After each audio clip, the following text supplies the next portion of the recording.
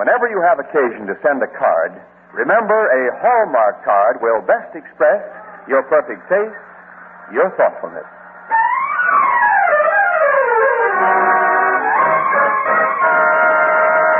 The Hallmark Charlotte Greenwood Show. And here she is, that lovable lady of stage, screen, and radio, Charlotte Greenwood.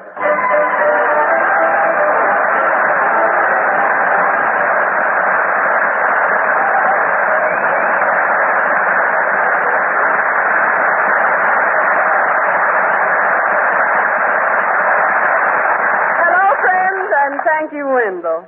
Wendell, today our story is about a girl who fell in love with a pair of diamond earrings. Earrings, eh? Mm-hmm. Women certainly do wear some strange earrings. Is there anything in the world you've never had in your ears, Mrs. Greenwood? Yes, a man's voice saying, I do. And it isn't Mrs. Greenwood, it's Miss Greenwood. Oh, I'm sorry. You're sorry.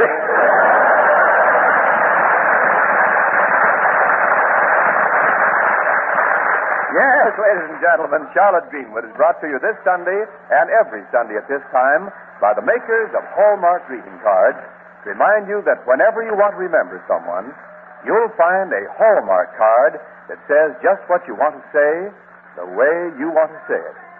So when you choose a card, look on the back for the 3 identifying words, a Hallmark card.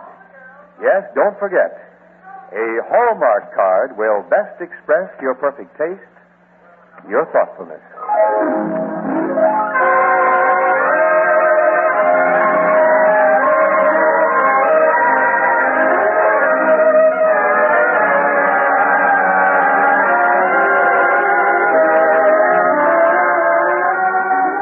Now let's go to Lakeview, in the home of the Bartons, those 3 youngsters Charlotte has been providing with the 3 R's, raising rations and a certain amount of restraint. It's early on a weekday morning as our story opens, and Charlotte, standing at the foot of the stairs, is having her usual trouble making the coming generation come down. She's saying, Children? Children, breakfast is getting cold. I'm coming back, Charlotte. Well, that's 1 down and 2 to go. How are you this morning, Robert? Right on the beam, Aunt Charlotte, and happy birthday. Oh, thank you, Robert. Now, how did you find out it was my birthday? I thought I was keeping that a secret. Oh, last night when I was going to bed, I saw that birthday card you got from Hollywood. Oh, I did leave that on the hall table. It even had your age on the envelope. My age? Yeah, it said Charlotte Greenwood, 28. That isn't my age. That's my zone number. Thank you, anyway. And Aunt Charlotte, inside it says something about where you kept your age. I certainly have. I haven't changed it in 10 years. Robert, how old would you say I am? Yeah, Aunt Charlotte, I don't know. 28 sounds all right to me. You're a diplomat. What's a diplomat? That's a man who remembers a woman's birthday, but not her age. Come here, son, and let me have my birthday kiss. You bet. Oh. Hey, cut me in on that, too. Happy birthday, Aunt Charlotte. Oh, thank you, Jack. See, Bobby found out about this so late last night, I haven't got your present. But you just wait till I get home tonight. Oh, now, Jack, please don't do anything silly. Robert, where are you going? Just out a minute. I'll be right back. Confidentially, Aunt Charlotte, which birthday are you celebrating today? Well, confidentially, let's say that today I'm celebrating my 30th birthday. Your 30th? No kidding. Yeah, don't ask me when I'm going to celebrate the other 30 either. Oh, Aunt Charlotte, I don't believe that. All right, then, I'm 31. How much? 31. Now, don't you look so incredulous. Oh, but you've told me twice. 31. Oh, you'll take twice 31. No, I won't. Oh, yes, you will. Happy birthday, Aunt Charlotte. Oh, thank you, Barbara. Well, I'm not going to ask you how old you are. It doesn't make any difference. Oh, now that's the nicest birthday present I've had today. Between us kids, you notice I say us kids. I've reached the age when a woman stops patting herself on the back and starts patting herself under the chin. Run along now and eat your breakfast, or you'll be late for work. Yeah, look at the time. I better get going. Well, I don't have to hurry this morning, Aunt Charlotte. I'm taking the day off from the library. Really? What's the occasion? Well, Norma Harris is joining the Waves, and some of us girls are giving a going-away luncheon over at Gladys Merritt's house. Oh, how do I look? You always look good to me, Barbara. Well, then how do you like the new dress I bought for the party? Oh, it's lovely, dear. When did you get it? Yesterday. I charged it. Oh, yeah? Hope you don't mind. No. Well, we do have a lot of expenses this month, but I guess we'll make out. Are those new shoes, too? Well, yes. I saw them in the window, and they matched the dress so well that I... Well... Yeah, I see. I understand. Yeah. And I'd already spent my shoe coupon, but I happen to have yours with me, so... It's all right, isn't it, Aunt Charlotte? Oh, of course. Yes, summer's here anyway, and I just love to go barefoot. Well, let's go in and have breakfast. Oh, I'll see who it is. That's probably Robert. Package to Miss Greenwood. Oh, thank you. Look, Aunt Charlotte. I'll bet it's a birthday present. Oh, nonsense. That's Judge Cronin's handwriting. How would he know about my birthday? Bobby called everybody we know and told them last night. Oh, why did you let him do that? Well, here, let's see what it is. Yes, hurry, Aunt Charlotte. Diamond earrings. Oh, Aunt Charlotte, they're beautiful. Diamond earrings from Judge Cronin? I can't believe it. Oh, aren't they exquisite? Oh, they must be worth thousands. Oh, try them on. No, I won't, Barbara. Now, wait. Now, don't take them out of the box. Now, this doesn't make sense. Well, why not? Well, I may have had too many birthdays, but if the judge is sending me diamonds, he's gone into his second childhood. Oh, but Aunt Charlotte, they're so beautiful. Regardless, dear, a young, unmarried girl does not accept expensive gifts from a gentleman. Oh, don't say that, Aunt Charlotte. All right, then I'll just say an unmarried girl. But, Aunt Charlotte... Well, at least I'm unmarried. Oh. Now, dear, take the earrings upstairs and put them in my dresser drawer, and I'll return them to Judge Cronin tomorrow. I know he'll understand. But it's your birthday, Aunt Charlotte. You only celebrate a birthday once a year. When you're my age, you'll find out that birthdays are only celebrated by men or children. Oh, but the earrings are so lovely. And they go so beautifully with my new dress. Aunt Charlotte, do you mind if I try them on? Yes, I do, Barbara. Now, why torment yourself with something you know you can't have? Now, go on, dear, and put them upstairs right this minute. Oh, but they're so beautiful. If I could only wear them today. Here, I got some for you, Aunt Charlotte. Well, Robert, where in the world have you been? We got the stationery store and got you this birthday card. It's a clean one, too. It says something about angels. Angels? And it's for me? Well, to me, you're kind of an angel, Aunt Charlotte.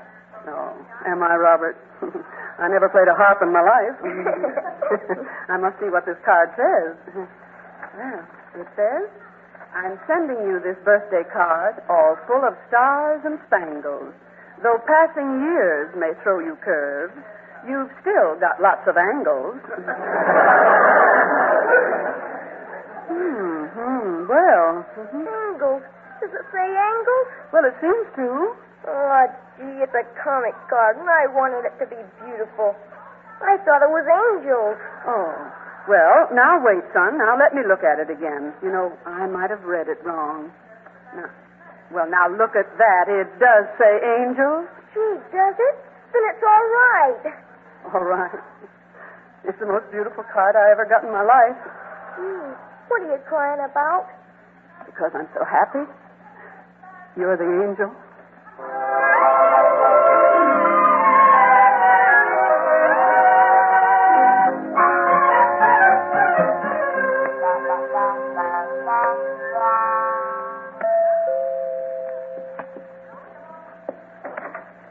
Good afternoon, Mr. Anderson. Hello, Charlotte. Oh, I didn't expect you, but you're just in time for a late lunch. Am I? Good. Oh, happy birthday. And here's a little something for you. Oh, Mr. Anderson, you shouldn't have. A whole pound box of chocolate. Chocolate? Oh, no. It's something better than that. Open it up. Oh, I can hardly wait. Dear. Oh, peanut brittle. Just what I wanted. Oh, I'll never be able to eat half of that. I'll eat the other half. It's very good, too. I opened it up and tried a piece on the way out. Well, good for you. They put more peanuts in it now than they used to. Yes. So, go ahead, try some. Well, thanks. Not right now, but won't you have some? Well, I don't mind if I do. Say, I saw Barbara on the street a little while ago. She certainly is becoming a beautiful girl. Isn't she, though? Did you notice her new dress? No. As a matter of fact, what took my eye was those earrings. Earrings? Didn't you see them when she went out? No. Oh, but now that I think of it, she had a scarf around her hair when she left. What kind of earrings were they, Mr. Anderson? Well, they, Mind if I have another piece of peanut brittle? No, please do. But how about the earrings? Might as well take a few pieces while I'm at it. Huh? Won't have to bother you so often. What did you say, Charlotte? Earrings. Oh, yes, good. Charlotte, how do they make that imitation stuff look so real? I had sworn those were real diamonds. You had diamond earrings? And what diamonds? Oh, they must have looked conspicuous this time of day, like headlights. Well, I'll have to have a talk with Barbara. Oh, pardon me. Oh, good afternoon, Miss Greenwood. Oh, hello, Anderson. Well, Judge Cronin, I do thank you, but I really should thank you. Have a piece of peanut butter. No, not now, please. Miss Greenwood, I'm very embarrassed about this, but that little gift I sent you. Yes, I want to talk to you about that, too, Judge. They were lovely, and you were very sweet to send them to me, but I really couldn't accept diamond earrings. What? He sent you diamond earrings? Well, I hardly know how to say this, Miss Greenwood, but you see, there was a mistake. I entrusted my secretary to send the package to you, and, she sent the wrong one. Oh, I'm glad you told me. I should have known you better. Well, I have the package right here that she should have sent. Here, Miss Greenwood. Happy birthday. Well, thank you. May I open it now? Oh, of course. Right ahead. Oh, how nice. Just exactly what I need. What is it? A powder puff. Well, that's more like you, Conan. Do you like it, Miss Greenwood? Oh, I love it. And what's more, it's something I can accept and use. Judge, you're thoughtful and very sweet. Oh, not very sweet. Look, maybe it's none of my business, but if your secretary sent Charlotte the wrong package, who was supposed to get the diamond earring? Oh, go eat your peanut butter. Oh, but he can't. It's all gone. It's all right, Judge, and you don't need to tell us who it is. There's nothing to conceal. I may conceal some words, but I won't conceal this fact. Those earrings don't belong to me. You know that fur farm over on the other side of the lake? The place where they raised me? Yes. Sure. What? Well, a very wealthy lady from New York, a Mrs. D. Foster, visited the fur farm yesterday and picked out enough mink skins for a coat. In fact, several $1,000s worth. She's taking them with her when she leaves tonight on the 7 o'clock train. Oh, wealthy visitor, eh? Oh, yes. Millions, no doubt. And yet, with it all, she's an utterly charming person. Look, will you get to the point of the story? What has this utterly charming person got to do with the earring? I'm coming to that peanut brittle. Well, come on, powder puff. Well, that's better. Now, look, she found that she hadn't enough cash on hand to pay for it. So she asked if she could take them and send the money from New York. Well, since they're my clients, the fur people asked my advice, and I suggested that Mrs. D. Foster might give us something for security. Oh, smart boy. Oh, please. Whereupon she snatched off her valuable diamond earrings and practically threw them in my face. Well, you said she was charming, utterly charming. Well, I can see why she was upset. She undoubtedly has charge accounts everywhere in New York. But I'll return the diamond earrings as soon as the fur people receive their money. And meanwhile, Miss Greenwood, may I have the earrings back? Of course, I'll give them to you right after lunch. Lunch? You'll say, I hope it's almost ready. Well... Good. I'm certainly hungry. Haven't had a thing to eat all day. Yes, that peanut brittle does give you an appetite, doesn't it? And you'll stay, Judge, won't you? Well, all right, though I'll feel easier when I get those earrings back in my safe. Mrs. D. Foster said they weren't insured. They were not insured? Oh, that's very funny. Well, those wealthy people, they... Oh, hello, everybody. Oh, Barbara, I was hoping you'd be back soon. Hello, Judge Cronin. Mr. Anderson. Oh, good afternoon, Barbara. If you boys would like to wait in the dining room, I'll be in there in just a minute. Oh, of course. Come on, Anderson. Boy, am I stop. Barbara, did you have a nice time? Well, no, Aunt Charlotte. Not as nice as I expected at all. Oh, that's too bad. Oh, Barbara, dear, take your scarf off, won't you? Oh, my hair looks terrible, Aunt Charlotte. the windows were all open in the bus and it blew, so that's why I had to put the scarf on. Is that the real reason you don't want to take your scarf off? No. No, it isn't. Oh, Aunt Charlotte, I've been very unhappy and so uncomfortable. That's why I came home so early. Yes? I wanted to look so nice. And they looked so pretty when I tried them on before I left, and I was afraid to ask you if I could wear them. Are you talking about the diamond earrings, Barbara? You know I took them, Aunt Charlotte. You knew all the time, and they spoiled everything. I found out that I can't be happy when I've done something wrong. Now, Barbara, if you found out that no happiness can come from coveting something that belongs to someone else, or from borrowing things without permission, you've learned a valuable lesson. Oh, you're wonderful, Aunt Charlotte. You could have been very angry. Oh, nonsense. We won't mention it again, dear. Now, take off your scarf and let me see how pretty those earrings look on you. All right. There. I always wondered how it would feel to wear real diamond earrings, and I guess Barbara! What's the matter? Why are you looking at me that way? The diamond in one of the earrings is gone.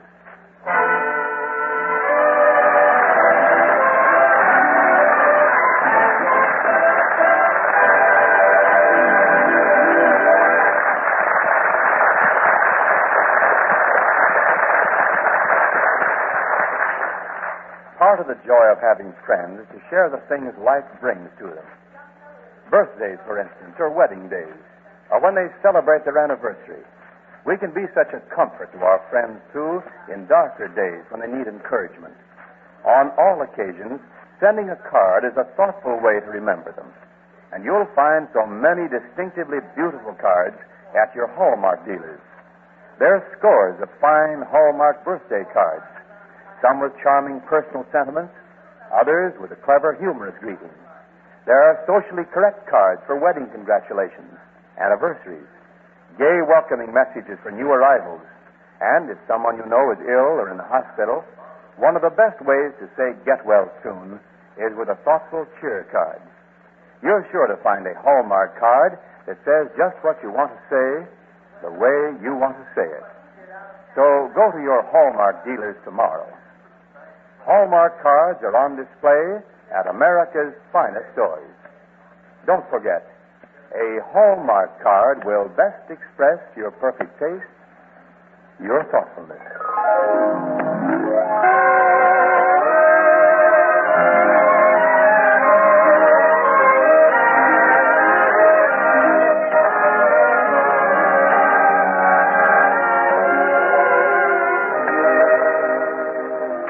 Now to resume our story.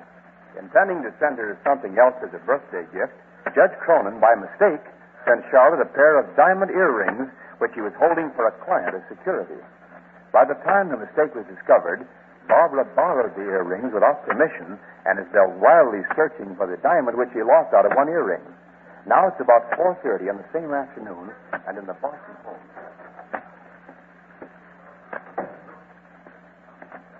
Is that you, Barbara? Oh, yes, Aunt Charlotte. Oh, I've looked all over and I didn't find the diamond. Oh, well, sit down, dear. Gladys and I went over her house from top to bottom. Not a trace of it.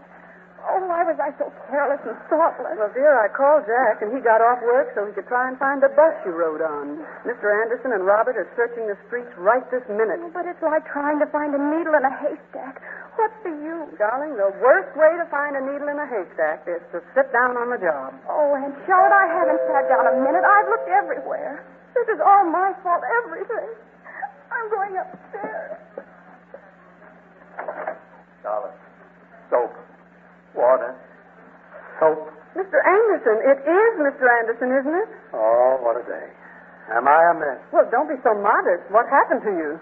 Well, Charlotte, you asked me to go out and look for a diamond, didn't you? Yes, well, I didn't ask you to dig a new mine. Barbara said she waited for the bus at the corner of 3rd and Main. There's a grating in the sidewalk on that corner. Oh, I see, and you thought Yeah. that... I got down on my hands and knees, and sure enough, down at the bottom, I saw something shining. So I got a piece of chewing gum and a string. Oh, I can't believe it. But I got a piece of string? But you got a piece of chewing gum. Did you fish out whatever it was? No, it wouldn't work. So I took up the grating. Oh, that heavy grating? Well, the cop at the corner helped me.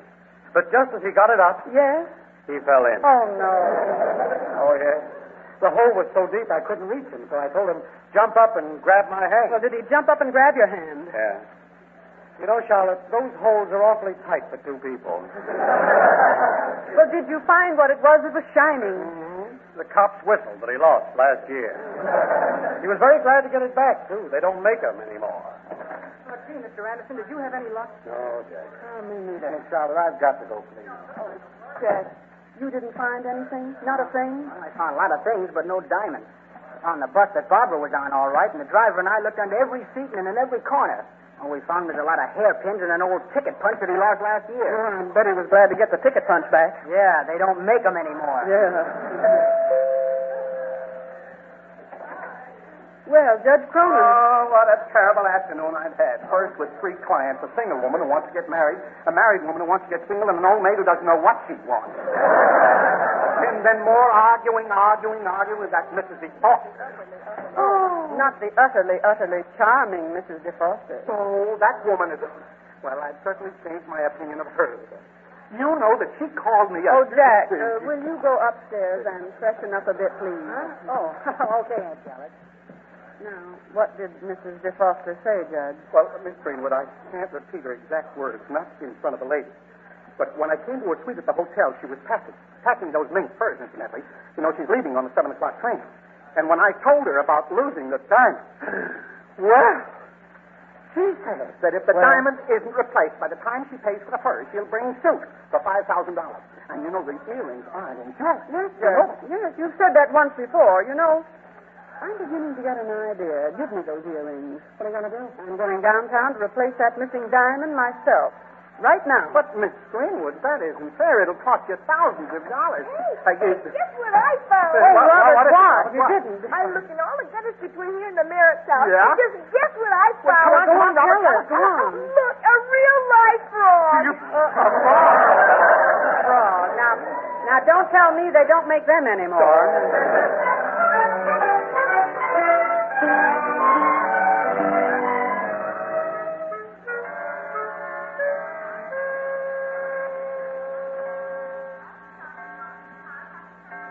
It's 6 o'clock. Oh, I can't understand why Aunt Charlotte isn't back yet. Well, gee whiz, it takes time to buy a real genuine diamond. That is the most ridiculous idea I ever heard of. Cronin, why did you let her do it? Well, I did try to argue her out of it. Well, who tried to argue who out of what? Oh, Aunt Charlotte, we've been waiting for you. Is everybody here? Yeah, but I don't know Did you why. get the diamond? I certainly did, and here it is. Gee, it's a perfect match for the other one. Boy, they sure look pretty together. How much did it cost? Oh, Aunt Charlotte, I don't know how I'll ever repay you for this. Well, we'll talk about that later. How much did it cost? Aunt Charlotte, can you come to the dining room now? We've got a surprise for you. Well, in a minute, dear. I want to talk to Judge Cronin and Mr. Anderson. Oh, all right. Come on, Jack and Bobby. We'll light it. Hey, I'll get the hold of the match. So, Charlotte, how much did it cost? Yes, Miss Greenwood. While you were out, we decided that we ought to share part of the... Yeah, we thought we'd kind of help Yeah, out. sure as they contribute to it. Boys, are you telling me that you'd like to share part of the expense of the diamond? Yes. Well, that's very generous of you. I'll let you pay 1/3 each. No, not that much. Well, don't look so pale, boys. This imitation diamond will cost you $15 apiece. You mean you bought a fake diamond and that's the real one? You can't Do that. Boys, I found out the other diamond was an imitation. Not a real diamond? No, it was a well-cut white sapphire, which means that the utterly charming lady, Mrs. DeFoster, like the diamond, is an imitation, too. Mrs. DeFoster, what? Judge, I began to be suspicious when she threw the earrings in your face. But I thought that was just indignation. Oh, no.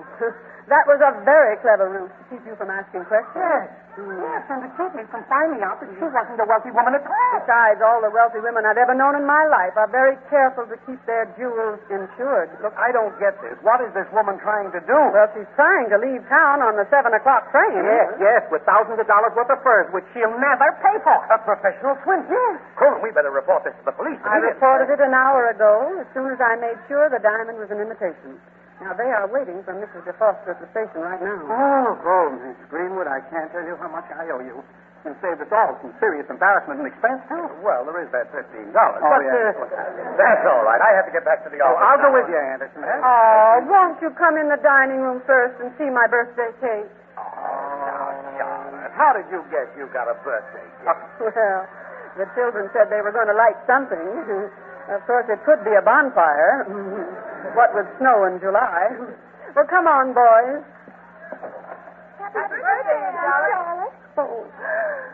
Oh, what a lovely cake. We know it's kind of small, Aunt Charlotte, but we were so busy this afternoon we forgot all about it. It's the last one the bakery had. We forgot the candles, too, but we found one down in the basement. Yeah, it's the one the plumber left here when he fixed the heater.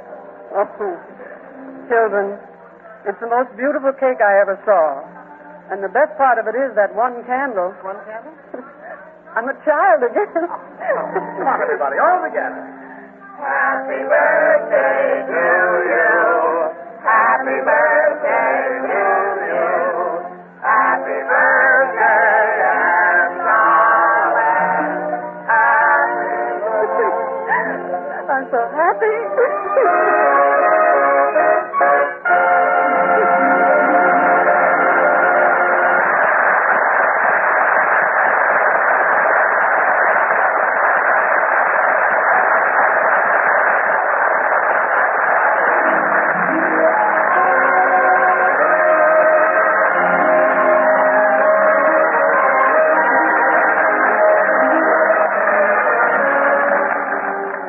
Charlotte Greenwood will be back in a moment. Meanwhile, I want to remind you again, the next time you buy a card for any occasion, look on the back for the identifying words, a Hallmark card. Hallmark. A Hallmark card.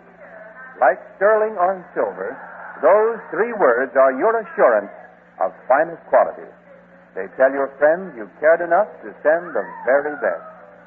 Yes, a Hallmark card will best express your perfect taste, your thoughtfulness. And now, Charlotte Greenwood. Friends, I think there's one thing that most of us women do. When we taste some new and delicious food at a friend's house, we like to write down the recipe and take it home. Isn't that so? But there's another recipe you might write down today. It isn't one to take back home. It's one to send away. Write down some friendly, helpful thought for someone that you know. Write down the news of you and yours. Or just write down, hello. Write down the things you know will bring that someone happiness. Then, on the envelope, write down that somebody's address. A funny sort of recipe? That all depends. For what you've written down is just a recipe for friends.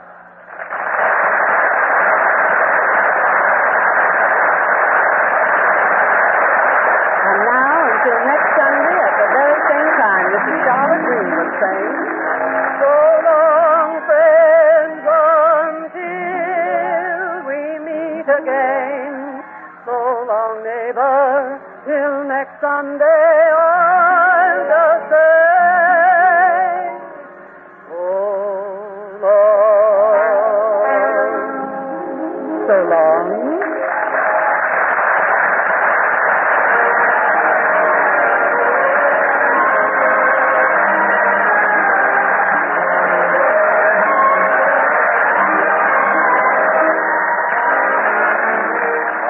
Charlotte Greenwood Show is written by Jack Hasty and D.H. Johnson, directed by Thomas Freebairn Smith. In the regular cast today with Miss Greenwood were Charles Cantor, John Brown, and Edward Ryan, who appeared through the courtesy of 20th Century Fox. The Hallmark Charlotte Greenwood Show came to you from Hollywood.